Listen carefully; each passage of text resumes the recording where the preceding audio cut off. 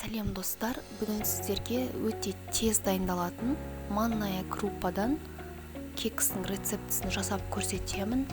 Видеоны соңына дейін көріп, каналыма тіркеліп, поделиться етіп қоюды ұмытпаңыздар. Бізге қажетті ингредиенттердің тізімін астыңғы описаниеге қалдырдым. Барлығы қолжетімді заттардан әзірленеді.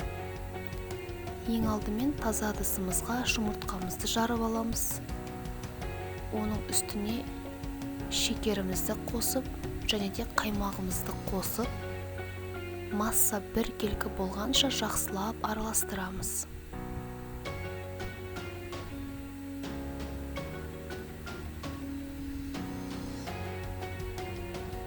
Біркелкі араласқан массамыздың үстіне манная крупамызды саламыз, және де аздаған ұнымызға қопсытқышымызды араластырып, біртіндеп қосып араластырамыз.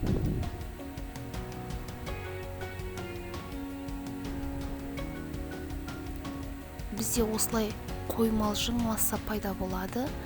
Бұның үстіне сұйық майымызды қосамыз да тағы да жақсылап араластырып жібереміз.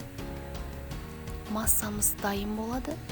Оны арнайы кекстің формаларына болмаса түрлі пішіндерге салып, қалауыңыз бойынша әрлеп пісіре берсеңіздер болады. Шамамен 180 градуста 20-25 минуттың аралығында пісіп шығады. Барлығыңызға ас болсын.